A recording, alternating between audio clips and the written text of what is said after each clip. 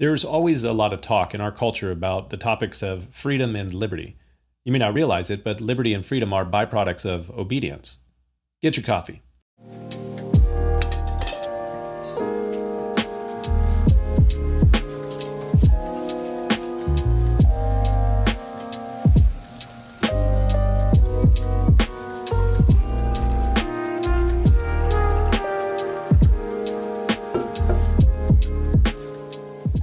I've never really been a dog person. That may have something to do with the fact that I was attacked by a dog when I was 8 years old. So, never really been a dog person, but I've got this dog, Jack. Jack. Jack is the one that's changed my mind about dogs, or at least he's changed my mind about this dog. Jack follows me everywhere I go. He is obedient. He's an obedient follower, which happens to be my definition of a disciple. A disciple is an obedient follower. And here's the interesting thing.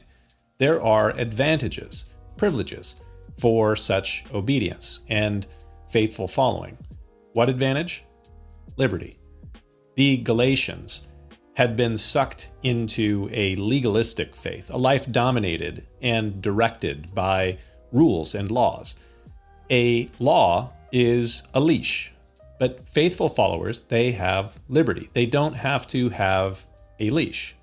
Jack doesn't need a leash because he's obedient. I don't have to constantly be pulling at him on a leash to keep him following along with me.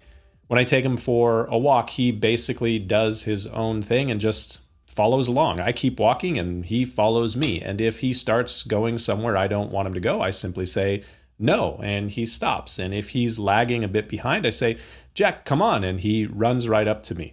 And if he's getting out a bit too far in front of me, I just give a little whistle and he runs right back to me. He is obedient, so he doesn't need a leash. He's got liberty, because he's an obedient follower. Paul in Galatians chapter 5, he writes to the Christians at Galatia who were basically putting themselves back on a leash by living in legalistic adherence to the law. He writes to the church there and he says to them, "Stand fast, therefore, in the liberty by which Christ has made us free, and do not be entangled again with a yoke of bondage." Don't be entangled again with a leash. When you become a disciple, an obedient follower of Christ, you experience liberty. And those that follow Christ obediently, they don't need a leash. They don't need the leash of the law. This is what God desires for your relationship with Him. He desires that you would experience this liberty. The Christians within the churches in Galatia, they had been sucked into a legal standing with God over a relational standing. And there is very little joy in that.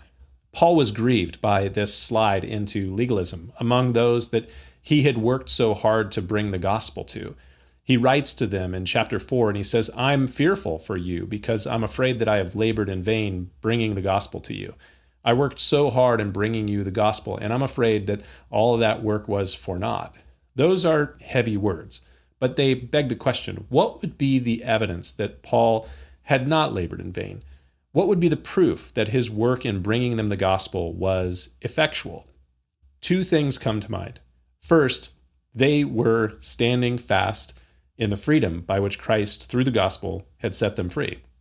If they maintained that freedom through obedient following of Jesus, then Paul would know that his work was not in vain. And second, he would know that his work was not in vain if all that hard work in planting the seed of the gospel resulted in fruit. Fruit, you may ask? Absolutely, fruit. The fruit of the Spirit is love, joy, peace, long-suffering, kindness, goodness, faithfulness, gentleness, and self-control. That's what we find in Galatians chapter 5, verse 23.